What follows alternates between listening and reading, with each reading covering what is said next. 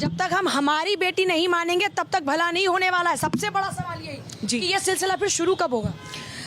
Definitely जल्द से जल्द शुरू होने की ज़रूरत है, बिकॉज हम कितने निर्भया, कितने आरजी कर और कितनी इस तरह से बेटियों को हम गंवाएंगे just because law and order की जो स्थिति है वो आज भी कानूनन तौर पे स्ट्रिक्ट नहीं है। At the end of the day हम प्रोटेस्ट भी कर लेते हैं, कैंडल मार्च भी कर लेते हैं, सारी चीज़ें कर लेते हैं, बट कहीं ना कहीं जब तक स्ट्रिक्ट पनिशमेंट्स नहीं हो, कहीं ना कहीं जब तक रेपिस्ट को इस तरीके से घेरा ना जाए और बाकायदा से on the spot fast track में केसेस होने के बावजूद भी हम देखते हैं कि निर्भया का आप देखिए कितने सालों के बाद उसका जो फैसला है वो आया है।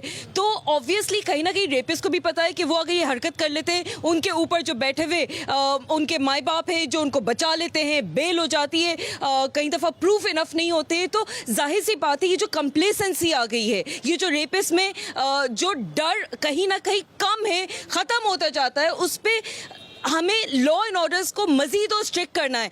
मैं नहीं कह रही कि आप मिडिल ईस्ट की कैपिटल पनिशमेंट को स्ट्रिक्ट किया जाएगा। लॉ एंड ऑर्डर तो अभी भी कानून तो अभी भी है ऐसे अपराधियों के खिलाफ में, फास्ट ट्रैक कोर्ट्स भी हैं। मैं नहीं कह रही कि मिडिल ईस्ट का जो कैपिटल पनिशमेंट है वो हिंदुस्तान में लागू किया जाए। ऑब्वियसली इंडिया का अपना लॉ एंड ऑर्डर सिचुएशन है, बट ये हकीकत है कि मिडिल ईस्ट में कहीं ना कहीं रेपिस्ट इतने डरते हैं क्योंकि सामने पब्लिक के सामने उनका कत्ले आम कर दिया जाता है, उनकी गर्दन उड़ाई जाती है। लोगों के दिलों में डर और खौफ है, वो खौफ हिंदुस्तान में पैदा करना है। रेपिस्ट को इस कदम, ये वाला कदम उठाने से पहले उनके दिल में इस कदर डर हो कि हम अगर किसी लड़की की तरफ गलत नजर भी डालेंगे, हमारे ऊपर एक बहुत ही सख्त कानून बैठा हुआ है। अनफॉर्चुनेटली इसके अराउंड जो पॉलिटिक्स होती है, जो मेन मुद्दा है, कोई भी बेटी हो, किसी भी समाज की बेटी हो, बेटी बेटी है, बेटी की इज्जत जरूरी है, बट लोगों के दिल में जो ये घटिया काम करते हैं, उनके दिल में डर और खौफ कैसे पैदा किया जाए?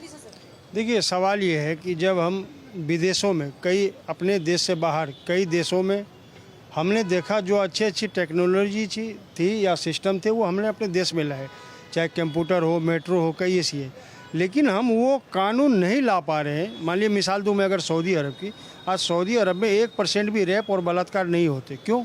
क्योंकि वहाँ एक सिस्टम है, और सिस्टम ऐसा है कि जो दोषी पाया गया उसे जुमे के नमाज के बाद उसे फांसी दी जाती है या कत्लेआम किया जाता है, ताकि लोगों में दहशत रहे और लोग दोबारा से ऐसी हरकतें न करें। तो मैं समझता हूँ हिंदुस्तान को अपने लेवल पे एक ऐसे कानून बनाना, अपना संविधान है ना, यहाँ तो अपराधियों के भी अपने हक होते हैं। नहीं, मैं कह तो रहा हूँ, ये मैं कह तो रहा हूँ, अपराधियों के भी हक होते हैं। हाँ जी, देखिए अभी दुर्गापुर में जो घटना हुआ है, वहाँ के सिर्फ एक दुर्गापुर की घटना नहीं, देश भर में महिलाओं के खिलाफ ऐसे बात घटना की नहीं है। पश्चिम बंगाल में जो घटना हुआ है उसके बाद जो प्रतिक्रिया बोला जाता है, अभी बोला गया कोई लड़की 12 बजे क्यों निकली है।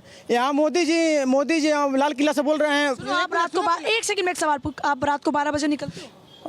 लड़की तो पहले 8:30 बजे निकली। एक सवाल पूछ रही हूँ, उसका पहले मतलब समझ। बिल्कुल आपको किसी ने पूछा कि 12 बजे कहाँ जा रहे हो? नहीं, क्यों नहीं पूछे, वहाँ के सरकार को बिल्कुल लड़कियों से पूछा जाता है। बिल्कुल वही तो दिन छिप गया तो लड़कियों से पूछा जाता है बाहर क्यों जा रही हो, कहाँ जा रही हो, वक्त से घर आना, दिन छिपने से पहले घर आना। जब तक ये माइंडसेट चेंज नहीं होगा ना, तब तक हम बेटियों को सुरक्षित महसूस नहीं करा सकते। मोदी जी लाल किला से और महिलाओं के बारे में बोल रहे हैं, बेलन से बुलेट चलाने की बात कर रहे हैं। वही पश्चिम बंगाल में देखिए महिलाओं के साथ क्या हो रहा है। वही पश्चिम बंगाल में बात सुनिए पहले, वही पाकिस्तान। थोड़ा पिच डाउन करके बात कीजिए मुझसे, थोड़ा सा पिच डाउन करके बात कीजिए। वही सुफिया कुरैशी रात में जाकर पाकिस्तान को मार के आती है।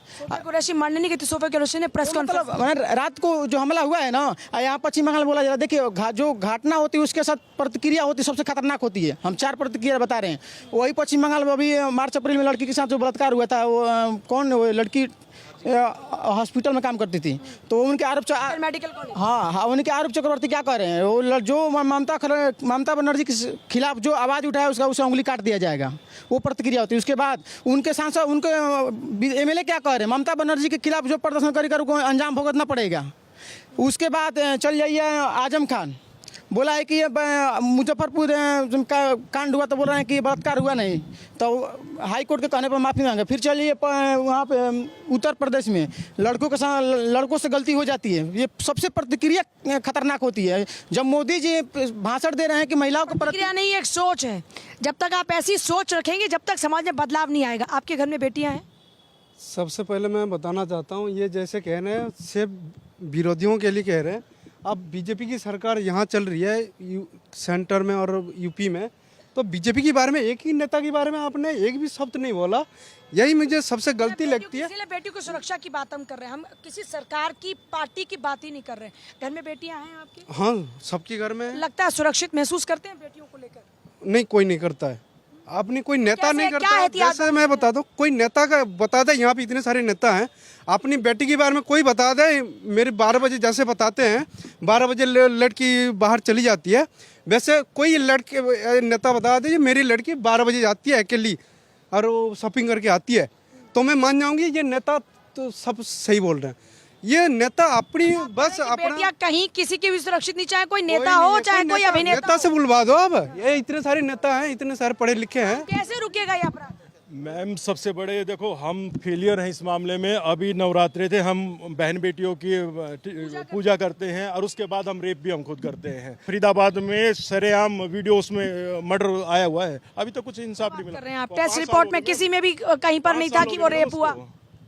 5 साल हो गए, उसका कुछ वो नहीं है। सवाल ये कि बेटियां सुरक्षित कैसे नहीं, होंगी? बेटियां सुरक्षित नहीं है, समाज को भी जागरूक होना पड़ेगा। और ये तू मैं से कुछ फायदा नहीं है, चाहे किसी स्टेट में हो, यूपी बिहार कहीं पे भी हो, चाहे बंगाल में हो, तो उसका इंसाफ तो मिलना चाहिए ना। जब बेटी ये क्यों नहीं कह सकती कि मैं अकेली क्यों नहीं जा सकती, ये कौन सा वो है भाई? बेटियां तो कहती हैं कि हम अकेले क्यों नहीं जा सकते, सवाल पूछती हैं, लेकिन इस सवाल का जवाब कब मिलेगा? मैं उनसे अपील करता हूँ, ये रेपिस्ट ये जो भी जुल्म हो रहा है, सरकार को कड़ी कार्रवाई करके इस पे सख्त से सख्त कानून बनाना चाहिए जो आगे इस पे रोक तो लगे। निर्भया के बाद बनाया था, निर्भया मामले के बाद कानून बना, लेकिन सवाल ये है कि उसके बाद कौन सा बदलाव हो गया?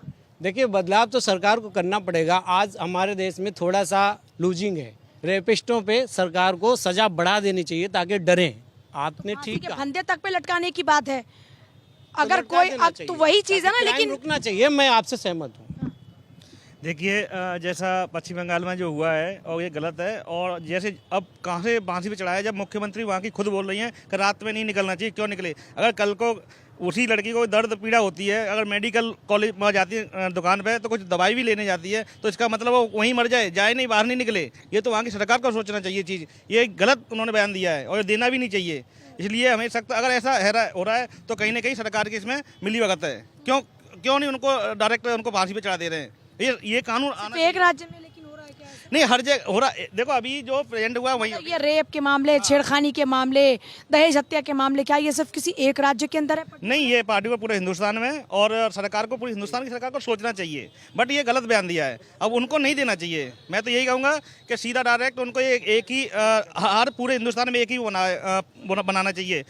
पूरा ही रूल्स एक है। अपराधियों के खिलाफ में क्या क्या कार्रवाई होनी चाहिए ये बताओ ना। सीधा है, अगर वो रेपिस्ट है, सीधा डायरेक्ट उसको कोई उसकी कार्रवाई सीधा डायरेक्ट फांसी पे चढ़ा दो, ऑन द स्पॉट, सीधा डायरेक्ट। कोई क्या कह रही है कि क्या सर, बेटियों की सुरक्षा कैसे सुनिश्चित होगी? किसकी? बेटियों की सुरक्षा। बेटियों की सुरक्षा तो आपको अपने हिसाब से देखना पड़ेगा ना। यहाँ पे क्या है कि अभी ये क्या हर चीज़ के ऊपर बैन लगता है कि सब वो इस तरह के स्कर्ट ना पहने, ये ना करें, किस तरह से बेटियाँ निकलें बाहर।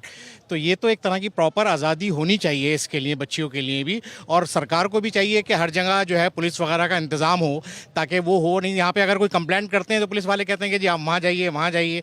तो ये सारे सिस्टम को एकजुट होना पड़ेगा, जब भी बेटियों की सुरक्षा होगी। अपराधियों के खिलाफ में कार्रवाई होनी क्या चाहिए? जो ऐसे रेपिस्ट है उनको, उनके खिलाफ क्या सख्ती से ऐसी होनी चाहिए कि दूसरे आदमी को ये पता होना चाहिए कि जी इसने ये गलती की थी तो इसको ये सज़ा मिली है। बहुत सारे जो बहुत पैसे वाले होते हैं वो पैसे दे के थाने से ही वापस आ जाते हैं, तो वो जाते ही नहीं आगे। अब जब तक उनको प्रॉपर तरीके से सबको सख्ती के साथ ना निपटा जाए, जब तक ये मसला हल नहीं सजा होगा। क्या हो फिर आम जनता के मन में क्या बात देखिए मैडम, जिस तरह का जुर्म हो उसी तरह की सजा हो। है? रेपिस्ट के लिए फिर क्या सजा? वही तो रेप तो इतना बड़ा रैप के लिए तो फिर सीधी मौत की सजा करनी चाहिए ना। के लिए सीधे मौत की सजा। सर फिर से आप ही लोगों के पाले में गेंद आ जाती है। निश्चित तौर पे देखिए पूजा जी, हमारे देश में भी संविधान है, हमारे देश में भी कानून है, कोई इस तरह का नहीं है, हर चीज़ में सजा का प्रावधान है।